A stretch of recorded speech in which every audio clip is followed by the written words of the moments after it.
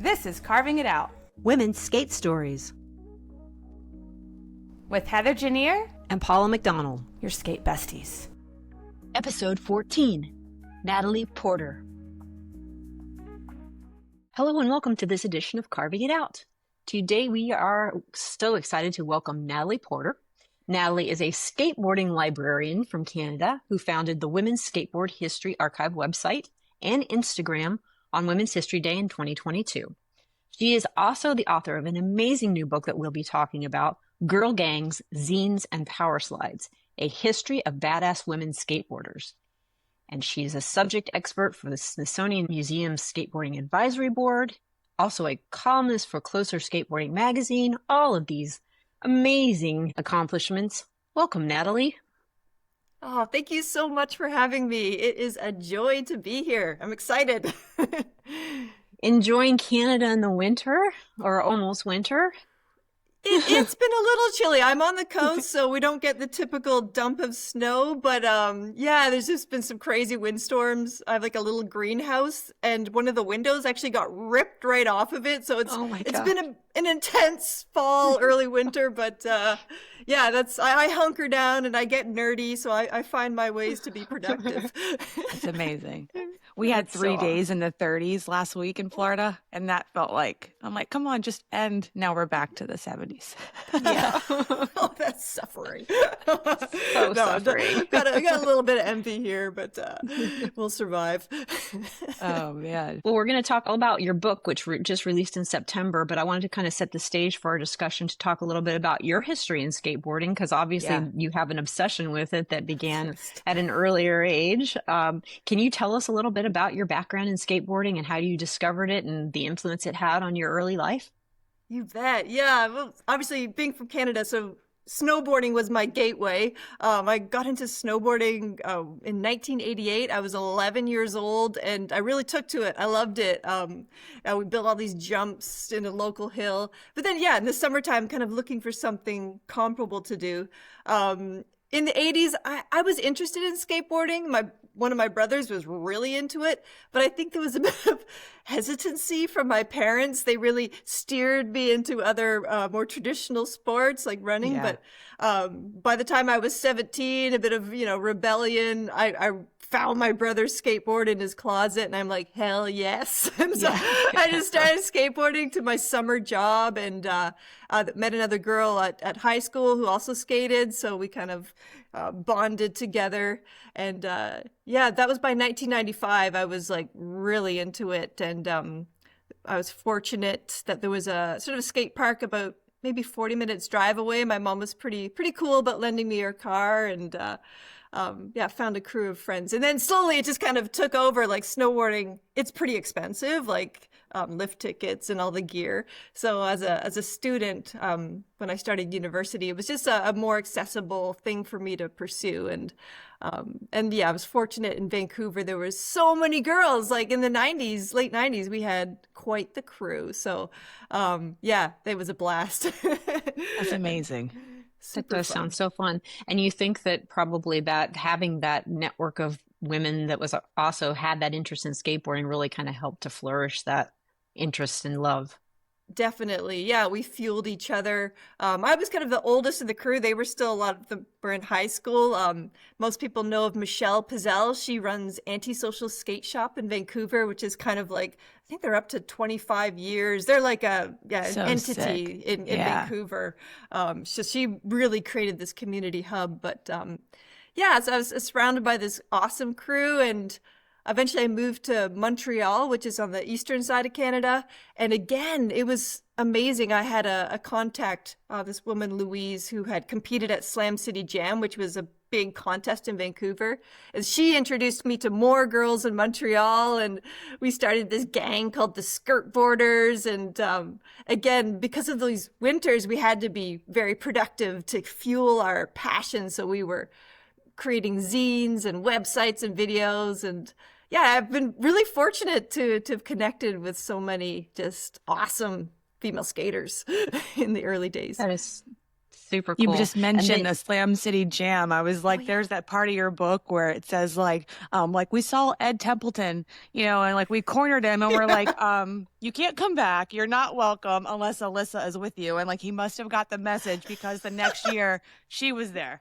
Yeah, That's we amazing. put it to him. We're just like he probably thought we were there for an autograph. We were like, "Where's Alyssa?" That's amazing. So yeah, 98, she came along with the Toy Machine crew, and thank goodness the organizers were like, "Oh yeah, we probably should have a girls division." That was 1998. That's so sick.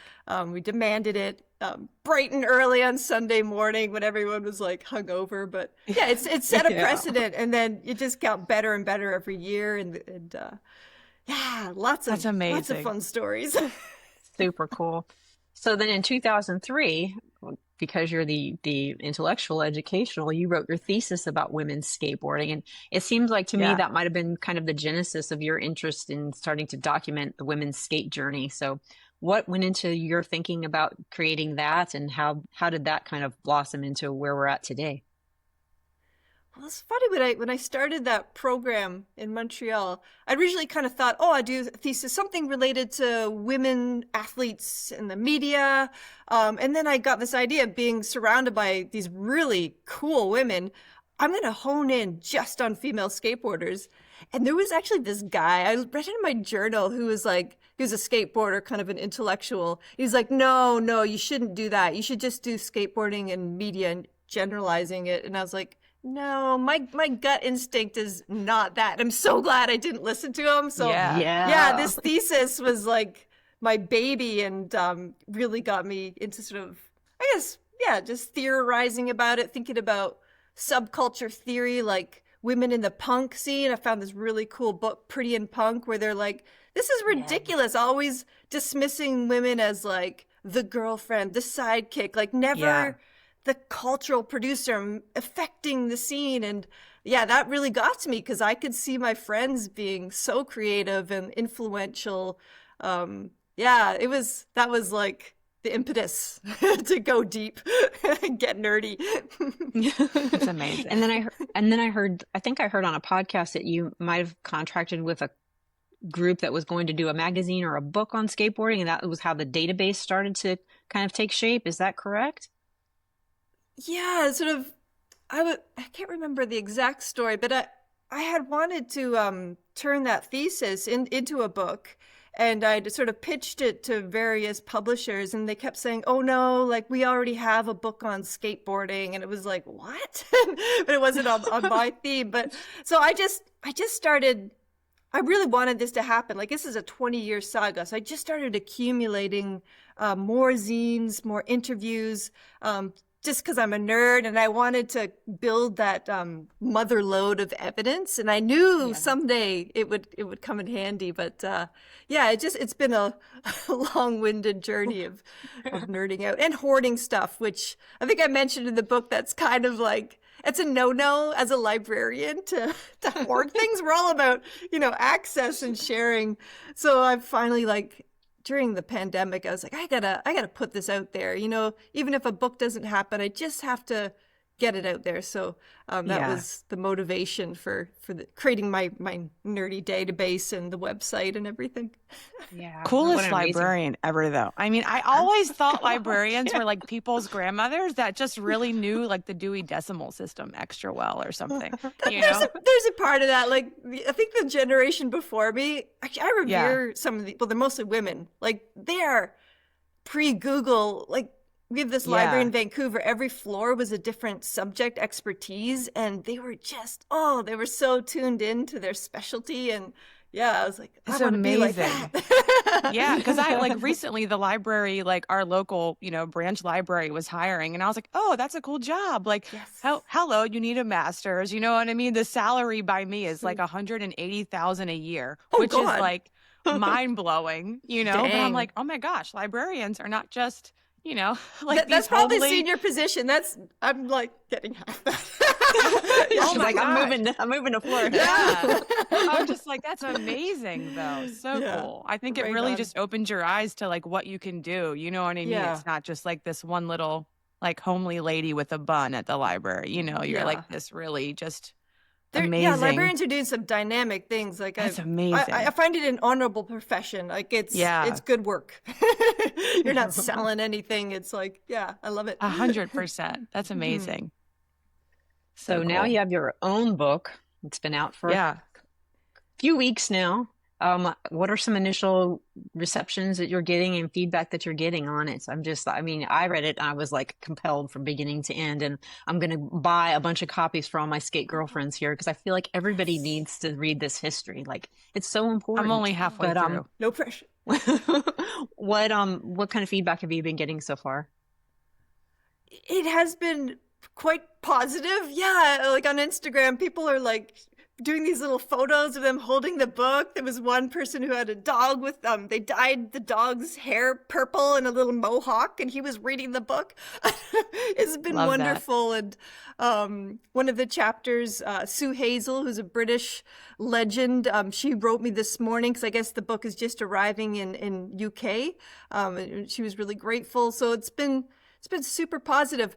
It's funny though, like I live in this really small town, quite remote, like boat access only, and nobody knows here. Like I'm totally anonymous. I think it's just funny. And then I go down to San Diego. I went to a conference and kind of felt like a bit of a celebrity.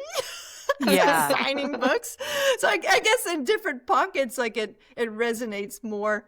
Canada, it's all about hockey, but so I've been happy with mostly internet interactions that people have found it interesting and mind-blowing, and it's really, really encouraging. And at first I was a bit nervous because my editor expected a first person, like I'm there and present in the book, and that's not like super comfort zone for me. But some folks have said, they enjoyed kind of learning about my motivation, and I wanted to build a bit of trust. Like I'm invested in this story. Like these women have impacted my life, and so I realized that was a good thing. And even though I felt a little nervous, a little vulnerable about that, I'm glad I did it. Put myself out there.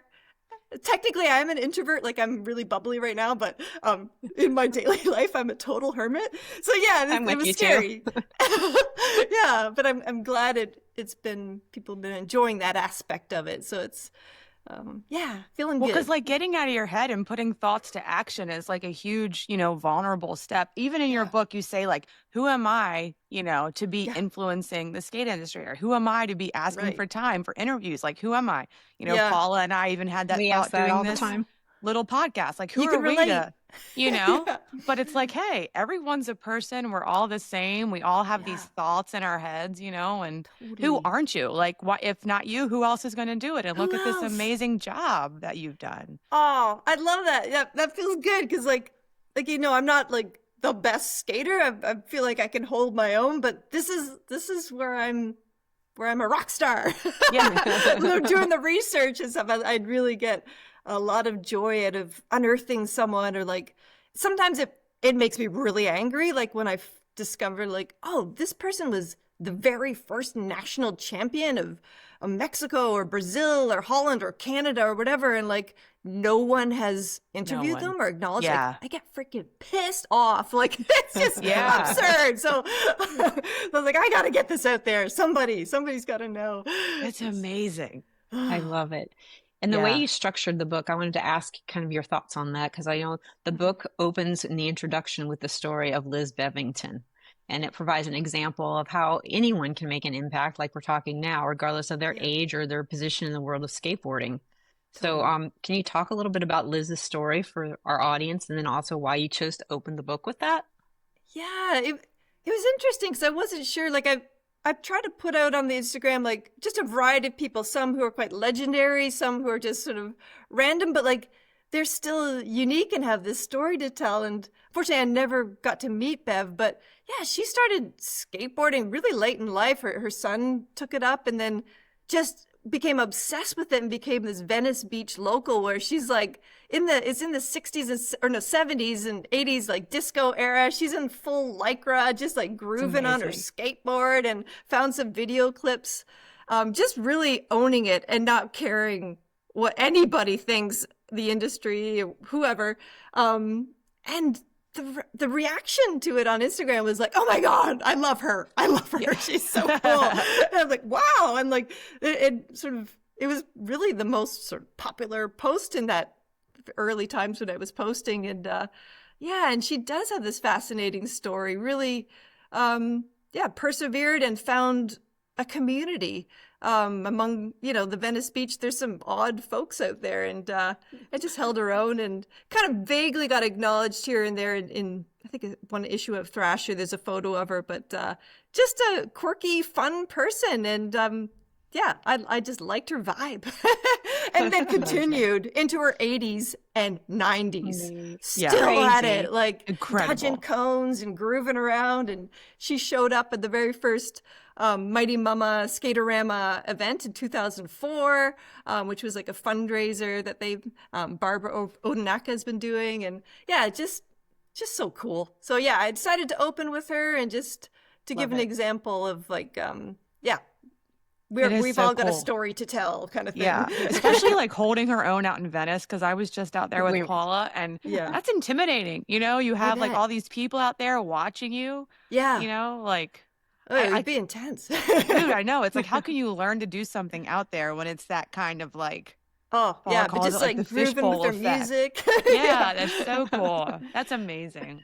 And then, of course, like it reminded me like, older women need to be validated. Like their stories are fascinating and so often kind of just dismissed or ignored. And that really grated on me as well. And so I thought I'm going to step up and seek out these older women and just get some mentors from my life too, like how to be in the world and not get hung up on, what society's telling you.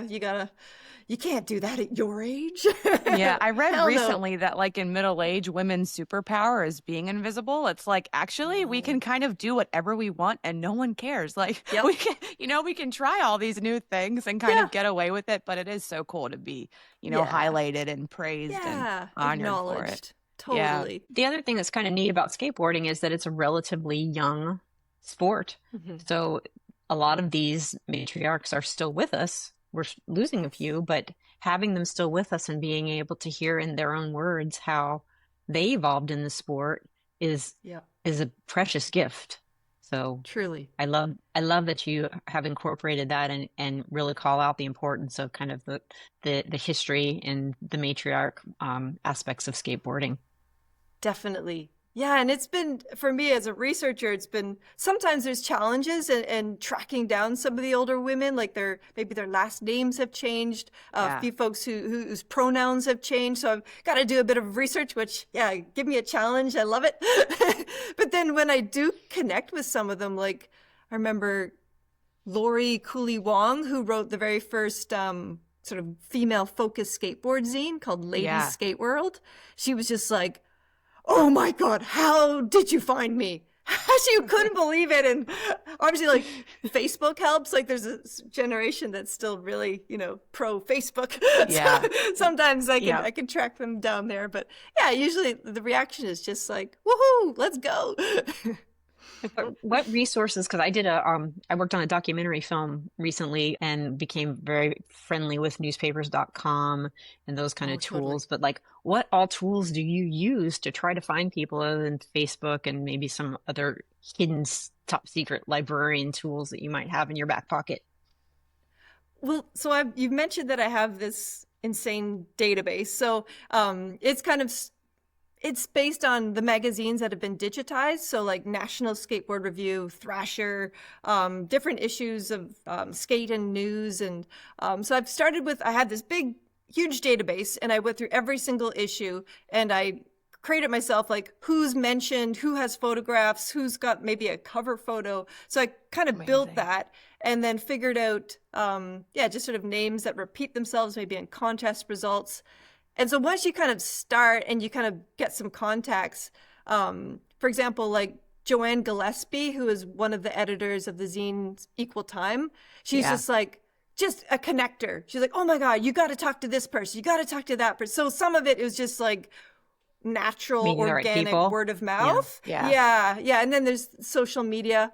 And then sometimes it is pure magic, just these miracles. So I put up a bio of someone based on what I could find. And I'm out of luck. I couldn't find them to talk to them. Then like 2 years later, I get this email. Oh, I Googled myself and I found the bio that you put up and I can't believe it. And it's me. I'm that person. Or like someone's daughter or a niece found the bio and like, then they start connecting the dots. So, having the website out there, has also proven to be really fruitful. So that's amazing. But there's databases. There's newspapers.com. Sometimes university databases also have like photo archives that you can kind of dig around in.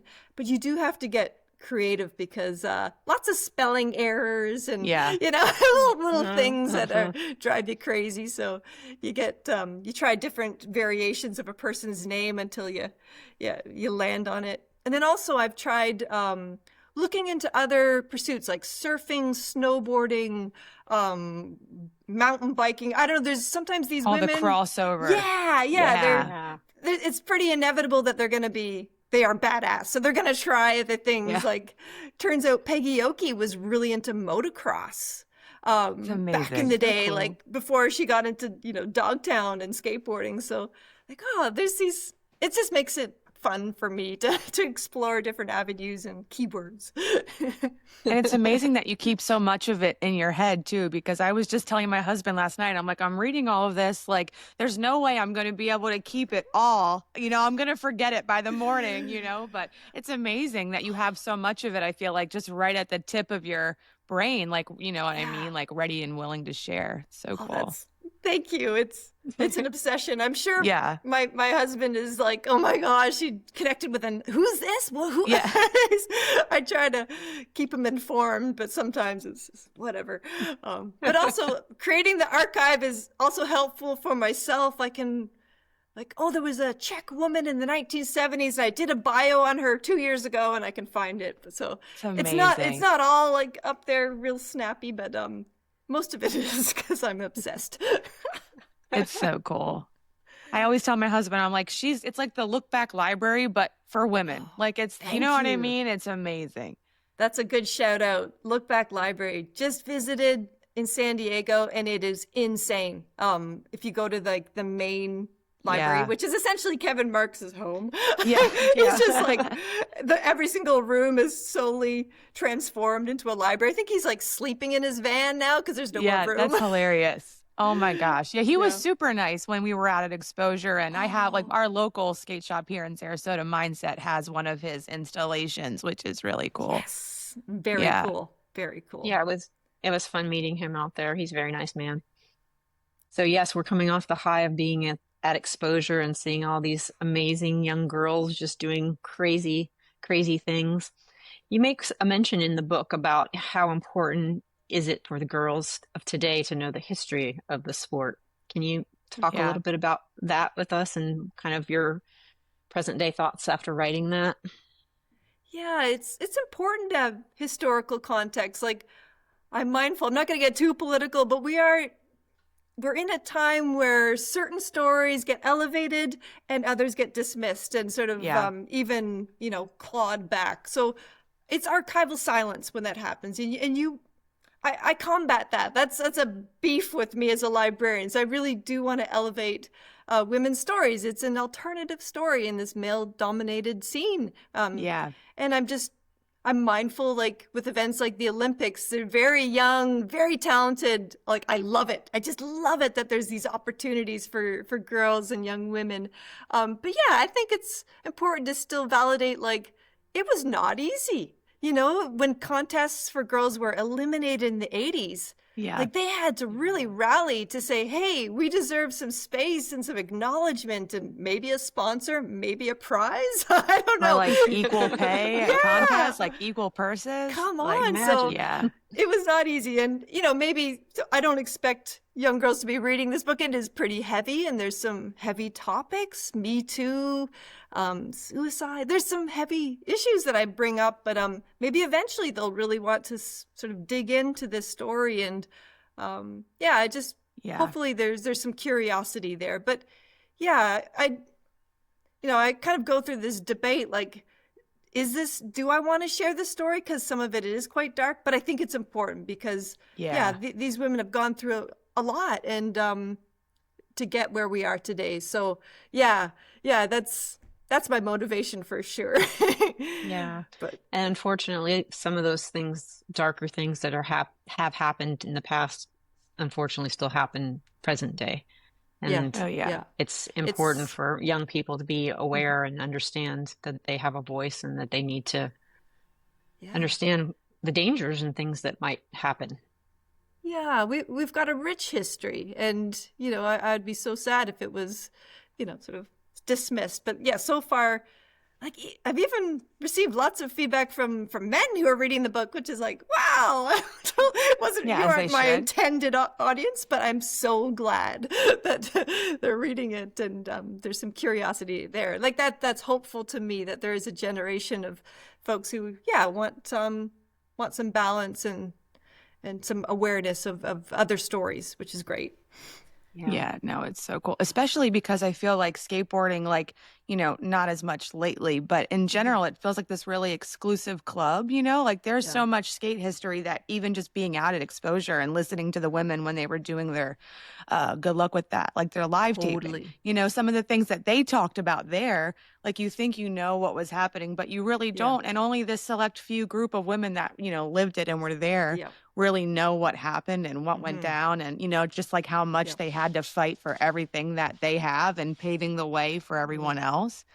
So it really is cool to learn and know. And that's why I'm so glad, like, podcasts like yours, because there's no gatekeeper. We can do this. We can elevate stories, whether it's through podcasts or zines or our own sort of magazines, and that's really hopeful for me. I'm excited. 100%. That becomes the big breakthrough, because now we can be women creators and have that opportunity to get the stories out there. Love that very much. Yes. One thing that was surprising to me, I don't know why it was surprising, because I figured history repeats itself and things have been going on for a long time, but like the girls' meetups, we're really big having meetups locally in our communities, but these things have been going on since the 60s and 70s. And it really was cool to me to see kind of like how they publicized and how they gathered and created more of a local influence at their meetups. Totally. Yeah, when I saw this photo, it was in the National Skateboard Review. I think it was Dana Calkins. She was at Carson Skate Park, and it was girls' night, and there's 1978 or something, like 150 girls come out to girls' night. I'm like, what? I had no idea. I just was blown away, and it's just kind of also a little bit infuriating too, because like you hit the 80s and the industry really tanks, and it's kind of rebranded as just for guys, and you get this sort of a myth that it was like, too punk, too hardcore for girls.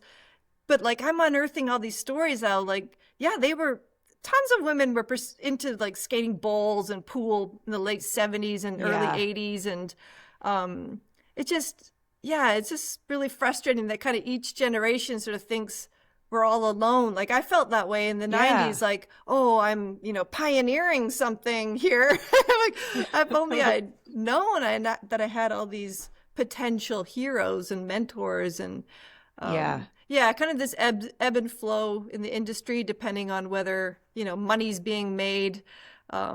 It's also interesting with history too, because there's often like this backlash, like in the 1960s, we've got sort of the women's liberation and Black history. Like, there's all this Black liberation movement and protest and for queer people as well. And then there's kind of this backlash, sort of power grab, and ebbs and flows. It's really, really fascinating. So, and it affects us at a skateboarding level. Like, it's surreal, but I'm interested in that, how history and politics and money and It's wild. It all comes back and forth. Especially pre-social media where it's so easy to connect with people and, you know.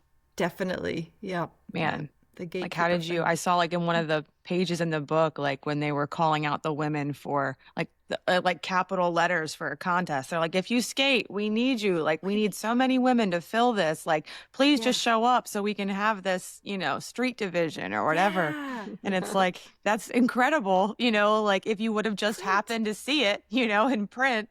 Yeah. You like, know? oh, I'm not alone. Like that was the big thing with zines.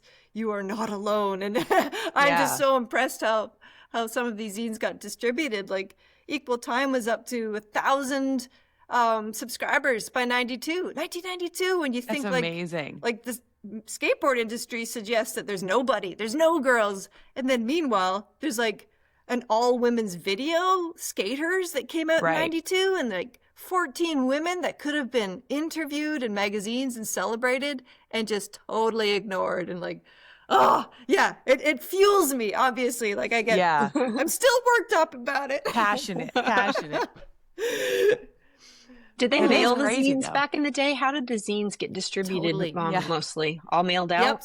Snail mail all the way. And then, of course, a lot of them were pen pals as well and just writing letters to encourage each other. And which is so cool. Yeah. And then even, this is one thing, like I kind of poo-poo on, you know, Thrasher a little bit, but at least like they published the letters that the women wrote to like, hey, come on. Like, and you can, oh, that person is from this city and this city. And like, you kind of realize like, oh my gosh, there's like a couple women all over the world in every single city, if only they knew about each other. And, right. So which is like where social media is so cool today, you know? Yeah. Man. Because it feels like that even right now in Sarasota. You know, I know a handful of women that skate, you know, and that's it. Yeah. Until you get the connection with them on social. Like Heather met somebody at the skate park a few weeks ago that just came to the skate park at a different time than her, and she never we've knew been that skating the same park 7 years skating the same park but different times of day, and I look across the bowl and I see her and I just point, you know what I mean, because then she like points back and then we get to skate, you know, but it's like magic, you know? It's crazy, it's wild, man. So cool. I just couldn't even imagine just being in that time and persevering. Man. Also with the zines, Natalie, did you ever find maybe any of the skate shops were supportive in distributing or helping to connect? Or how were the skate shops back then for women in terms of helping to build that community? Good question. I don't know that, to be honest, like straight up. I don't have a tangible example of someone saying, oh, I left them at that particular skate shop. I assume that was, I would hope that at a local level, there would be some support. Because, I know, I think there was the Powell Skate Zone skate park in the 80s, and they were still sponsoring the occasional girl, and I would imagine that they were supporting them. But that's interesting. How are the skate shops responding? I know in the 90s, the twins, Tiffany and Nicole Morgan, they were in San Diego. Villa Cola was their zine. They tried to distribute their zine, and I think they made some product. And the guys were like, there are no girls who skate here. And they literally, hello? Like, we're standing in front of you. There definitely are. So they got stonewalled by their particular skate shop. The 90s was I would say, a pretty hostile, toxic time. But it's funny because I know they're a lot better now. You know, a lot of them are, you know, like, and I've even had some like go to Complete with us and it's just for the women, you know. But I also have heard, you know, skate shop owners tell me like, we don't carry women's clothing, you know what I mean? Or we don't carry whatever. And it's like, ew, like, you're missing the point. It's individual, I guess. But I'm still hopeful. Things are evolving. Like, I feel like they are, but hit and miss depending on the individual. It makes me want to start a zine today for Sarasota. Like, why not? Just like for the nostalgic of it. Yeah. For sure.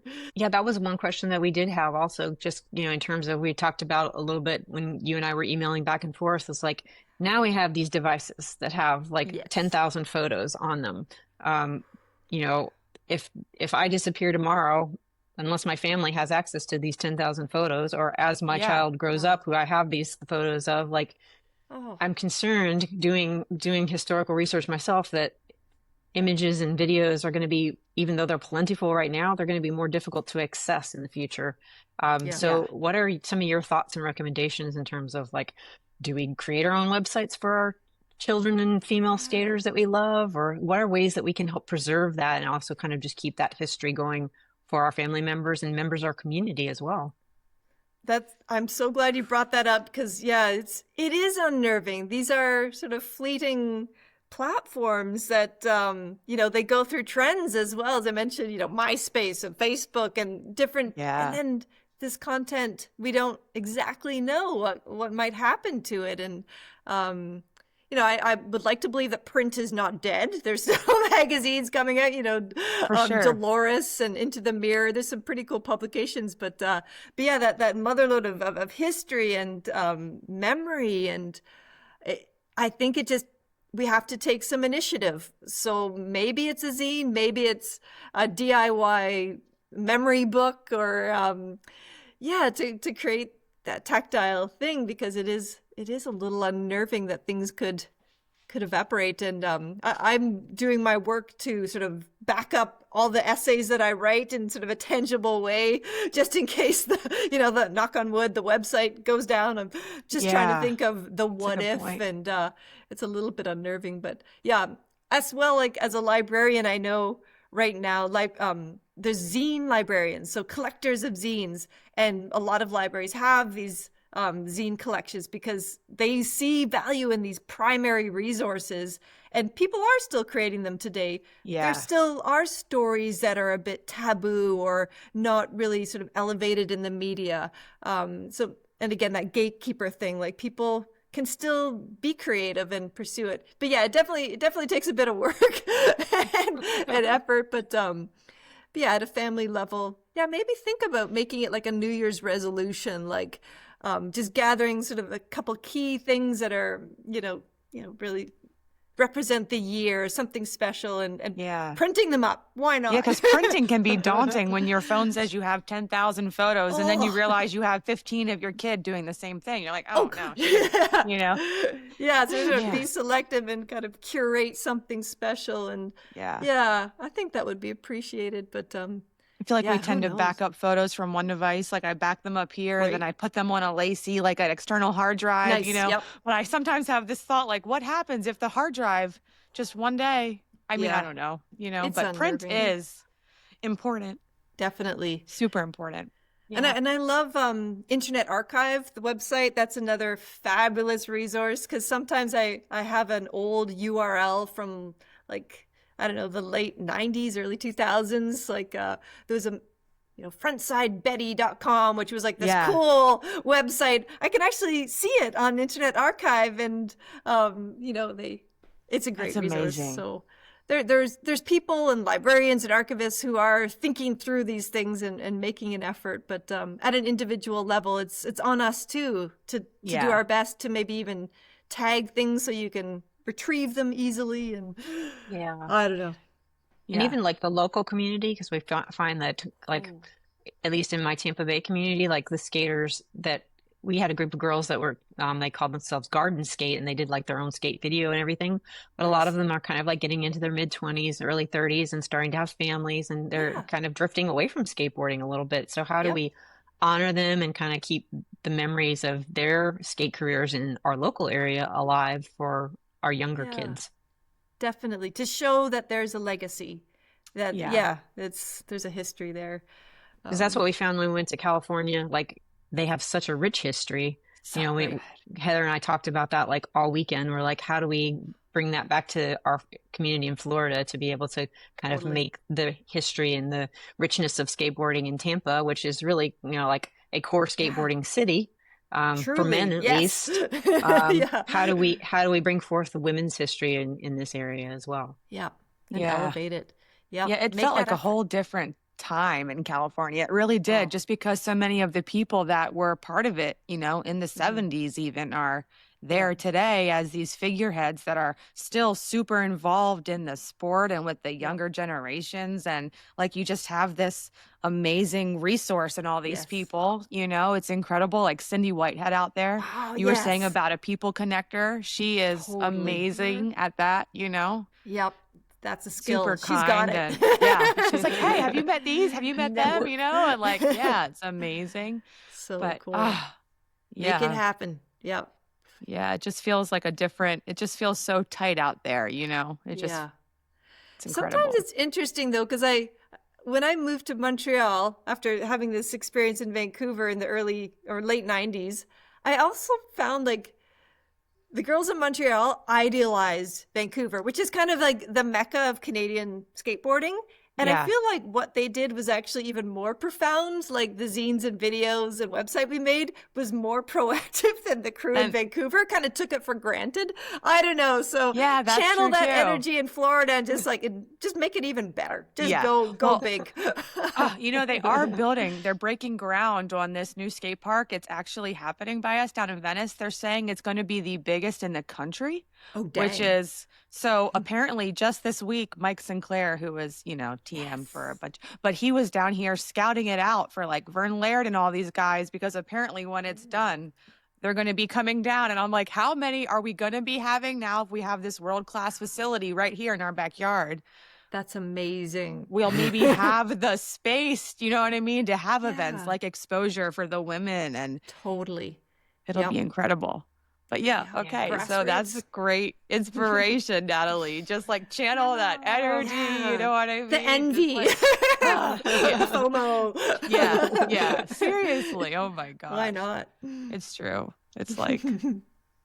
We've touched upon Exposure and also Wheels of Fortune. How impactful are those types of events for the history of skateboarding and bringing things forward into the modern day? Oh, yeah. Oh, gosh. Yeah, that community. It's community over and over. Always. I try to emphasize that throughout the book. Like, you know, obviously there's individuals who throughout history have done amazing things. Alyssa Steamer is fantastic. Like, what a legend. But I believe that it's like the community, for example, around the all-girls skate jam in the late 90s, like really coming together. That's where the big picture change happens.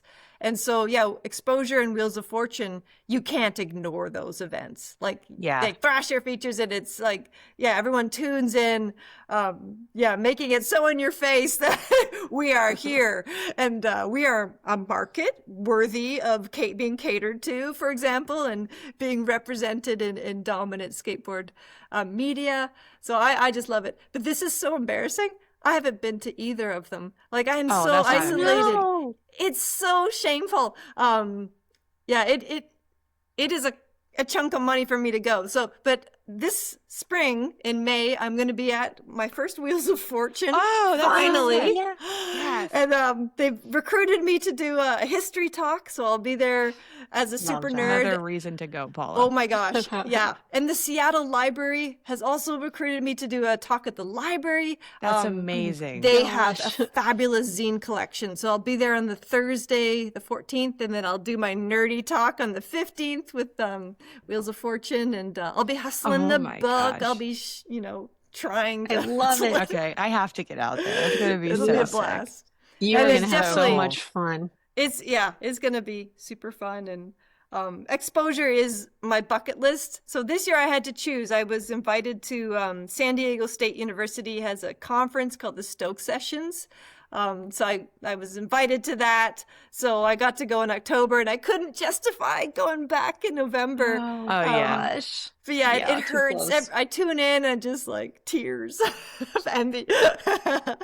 So next year, it was amazing. I bet it was amazing. I think I remember reading in the book about you. You haven't met Vanessa Torres. Well, Heather has Vanessa Torres' story. Not a great one. I mean, no. This I freaking love Vanessa Torres. You know what I mean? And I told my husband, I'm like, if I'm going to meet anyone, okay, it has to be Nora and Vanessa Torres. I have to meet, And so, like, when they were filming the podcast, the live taping, like, Paula and I walk in, no one else is in there yet, but some of these skate women.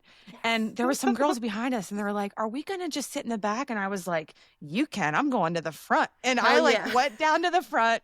I'm like in the second row. I just plop right down and they kind of get quiet and look over and they're like, hello. Cause like they're having a private conversation. And I'm you're like, just so excited. yeah, I'm like, I'm here, hello, whatever. Oh gosh. It was so cool, but like at the end, Vanessa was like sneaking out and me and Paula were leaving and I said, Vanessa, we love you. Like really like a scream whisper. And Super fans. And she was so kind to stop and talk because she was tired, what I mean? And she's also like, I'm introverted, like, and then putting yourself. Yeah, because she's been judging all day and everything, but she was so kind to take time and talk to me. And I have no picture proof. I don't care. I have the memory, And then as we were leaving, she stopped and like came over and was like, can I just hug you? And hugged me for, I don't know, Paula, what? I say 30 seconds. It was probably 10. You're just like clinging. And she just gave me the tightest hug, you know what I mean? And, but it was so cool because it just felt like, hey, like this person that I've got to watch skate and look up to and all these things is, just a really cool, kind human being. It was so cool. That is so such a great reminder because I still like get anxiety of chatting with some of these like legends and people in history, and like it's funny because in my mind Vanessa is still a teenager. Like I know, but she's not. Seems like I'm older than her. Yeah. But they truly are. They've got these stories. They've gone through highs and lows, and but just so cool that they're still part of the scene and that there's these opportunities to be a commentator, a judge, a coach. Like that's so critical, and we need that to extend our story and show that there's opportunity for younger people. It's not like you are an Olympian, then goodbye, dismissed. There's opportunity, there's video parts, there's other ways to be involved in the industry. And and it's so cool too because just getting to experience the women, that are like heroes and pros and like these figureheads, like whole different experience from meeting the men. And not to say that some of the men have been, they're not all the same. This is generalizing. Sure. But like I've been to a few Tampa pros and I fan out. I can't help it. I just love skateboarding and the people that do it so much, But like some of the men, like I have teenagers, and even some of the men to my boys have been like, oh, great. This is going to take my time. This is, it's taking too long, or it's this or it's that. And the women were like, different. You know what I mean? They were like, interesting. Hey, it's great to meet you. You know what I mean? Like, I don't know. So it's like they have the time, they take the time, and it just was it was a whole different vibe. It was so cool. I didn't feel like I was, smaller than somebody or in their way or, you know what I mean? Just like a nuisance or whatever. It's like, hey, we are the same and we're so glad you're here. And we, you know what I mean? It's so cool. Wow. So cool. I believe it. Oh, it was so good. But even talking about Thrasher and that Wheels of Fortune and the pictures you were saying, they do such a good job documenting it. I think, too, we've talked to other women about having now like more women photographers and videographers, and they're there to document our own story. I was listening to Fabi on the Good Luck Pod, and she was like, having Shari film, who's a friend of mine. She's like, I can take my shirt off in front of her if I want, and she's not going to be like, such a great quote. That level of trust and comfort, and like just to be able to be yourself, and like, oh, am I taking away their time by not doing something on something super gnarly, or like that doubt thing. That doubt that even the pros have, which we've this blown our minds. It's like you skating at your level, you're still feeling regret that you're taking up someone's time. Like you're amazing. It gives me chills. I can't. But oh my gosh, man, having our own people, just having women to see us and document it the way that that we feel it and experience it, and authentic. It's amazing. Feels authentic. Cool. So shout out to Amelia for keeping exposure going for all these years, and for free. It has been it really for girls and women to see and be in that kind of environment is crazy. Those opportunities are so critical. Just and I get a sense like there's competition, but it's pure camaraderie, like so much joy and like take another try at that, massive 540 McTwister, like, and then the celebration and just keeping it real. It's so and good. even just from an audience perspective, like, all of those people that are there filling the parking lot are here to see me, the girls. It's like, you're not you don't secondary. You are Exactly. the thing. You are the thing. 100%. You Yeah. are the thing. So I know hopeful. we've been talking, especially like with Tampa Am and Tampa Pro. We always ask the girls, like, would you like to have your own? And they've talked about they've tried for so many years to have their own division and haven't. And it's hard. Tampa So Am. Of That course, you get is, the other side of that where guys are like, no, that's why Alyssa Steamer is so, looked up to because she skated in there with the guys, and that's true, but yeah. there Yeah, is a they difference of having, justify it in their ways, yeah, but it's just in like their way. ultimately it's like you're doing a disservice to Oh my gosh. skateboarding. Yeah. Yeah. I can Oh my feel gosh. I could get angry. Yeah. I always say the wrath of the skater librarian. We look sort of meek and composed, but it's in there. Yeah. So did you take a Man. little bit of a break from skateboarding and then got back into it? Yeah. So my career, for example, took hold in my 30s. I was actually a branch head of the Carnegie Library. It's in Vancouver's incredible. downtown east side. It is an intense community. It's 90% folks who are homeless and a lot of struggle with addiction and poverty. And so that it was an all-consuming job. And I also, there was a Me Too moment that happened that kind of I needed to take a break from skateboarding and process that and do counseling and go through some heavy times. I hope people read to the end of the book because it's a journey, and by the end I feel like I've come to a place of healing, and part of that was my connection to some of these older women like Jana Payne who talks about her Me Too experience, and it's pretty intense. And so in my 40s, I decided, when I moved to this small town, I saw the really cool little skate park, and I felt like, no one's going to judge me. No one knows who I am, and that I've got a bit of a skateboard history. I can just be anonymous and get back into it. So I returned to skateboarding at age 42. Amazing. And it was painful, a lot of back spasm and trying to ollie again. Now I'm just like fully obsessed again and having a great time.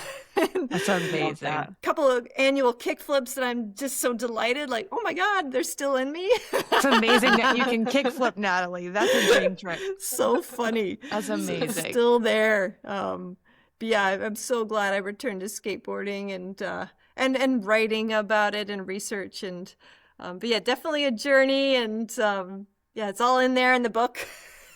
Yeah. That whole concept of kind of like finding your crew and your purpose really stood out to me. Oh, yeah, it's huge. And it's funny because like now I've got this amazing crew of women that I email, and like I talk to Jana every couple of weeks, like check in how she's doing. And I never imagined that would happen. Like, wow, it's been it's a privilege to have done this work and to be involved in these women's lives. Like, so delighted. It's amazing. It's incredible what you've done. It really is. Having a blast. It really is. And I think it really has encouraged other women who may have stepped away from skateboarding for a while to kind of re-enter the process. I mean, we spent a lot of time with Anita Sanford at Exposure, and it was so beautiful to see her like just connecting and reconnecting with people, and people, just idolizing fully embracing her and just like Absolutely. Her Strange Love. She's got her own deck again, signature model. Like, there's a bit of rectifying of the past. I love it. Like, of course she deserved that. Like, what a legend. And so humble. Like, man. So nice. The kindest, nicest lady you could meet. Totally. And then back at skateboarding, just like, this is for me. Why not? The same thing you said. Like, we never thought we would, like she saw us in the crowd and she's like, we got to hang and talk with her for a little bit, so nice. So nice. Magic. It's cool how skateboarding really, like in any facet of it, just brings you. It's the community that I feel like just keeps me, like I love the actual skateboarding. Like, like you said, I'm obsessed with it. But that community and just. The social network and. It's amazing. Yeah.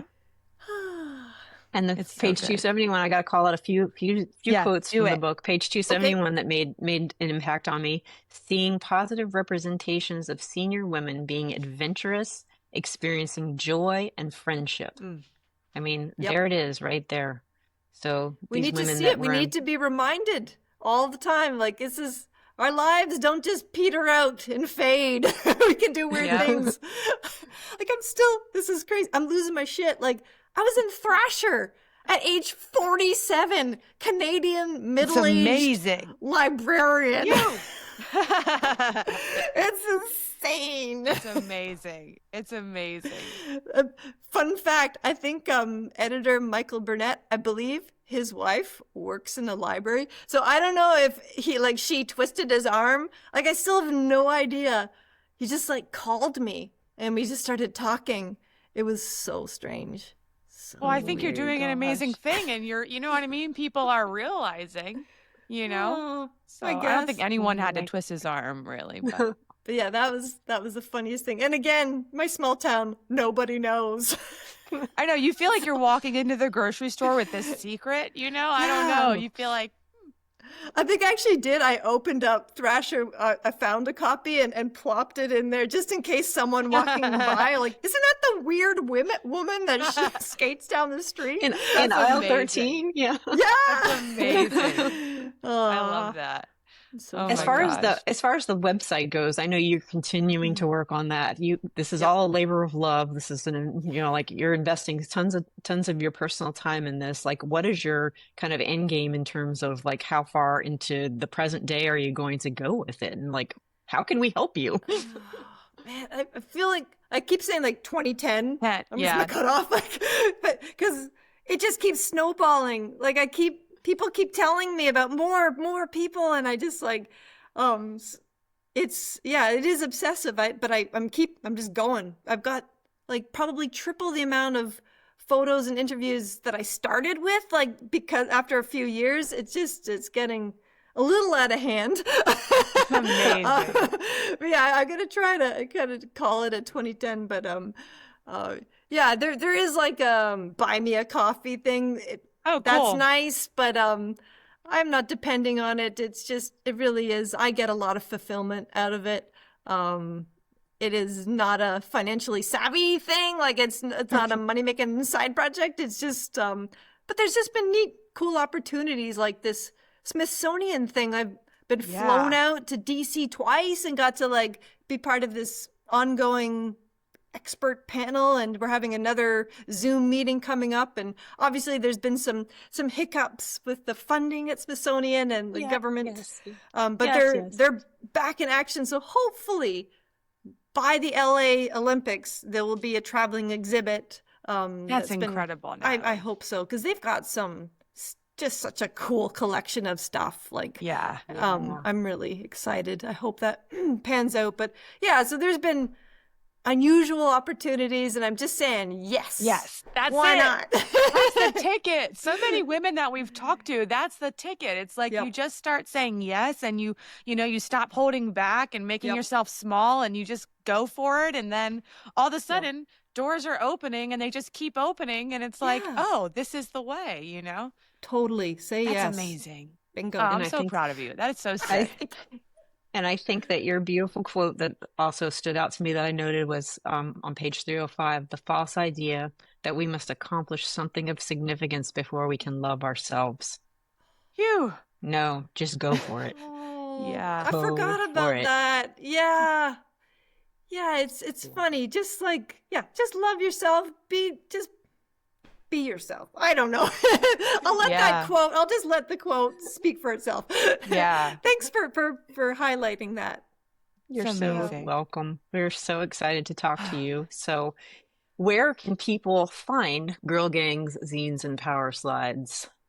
Where would you like to direct them to buy that book?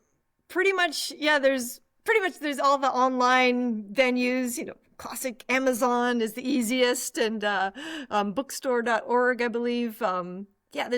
It's out there. But if you want to go to your local indie bookstore, they will gladly order it in for you. Even your local library. I have to do a push. That's amazing.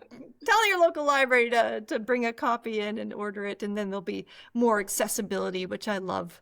That'd be great. I love that. How do we do that? Do we just go to our librarian and ask for the book and see if they'll order it for the library? Totally. And most library websites, they have if you just look up suggest a purchase, you just type in your library card, the title, they ask a few things.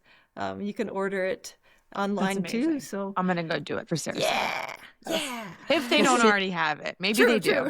Fingers crossed. Maybe they do. Cindy Whitehead said with her book, like her proudest moment was to hear from the librarian that the book had been stolen, because she was like, yes, if some girl cared enough about that book to not want to take it back, I mark that as a win. That's a good indicator. Must keep this for myself.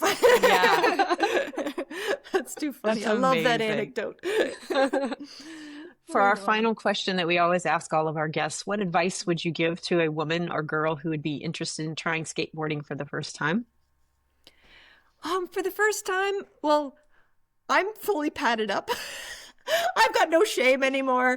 Like, I even wear soccer shin guards. I hate skateboards hitting my shins. I'm over it. I'm so over it. So don't be embarrassed to fully gear up. Talk to your local skate shop owner. Maybe they have some recommendations of gear that you can try out. Look into local community workshops and find that community, because it really is a blast learning with someone else. And we are fortunate. There's lots of videos online that you can see someone at a beginner level just figuring it out, and that visual, stimulation might help so that you can figure it out. But just go for it. Be brave. Gear up. I love that. Go for it. Be brave and gear up. It's amazing. Thank you so much, and thank you so much for the work that you do. You're a gift to our community. Thank you, real Paula and pleasure talking with you. It was a blast. Woohoo! We did it. We did it. Thanks for joining us on this episode of Carving It Out. Check out Women's Skate History on Instagram.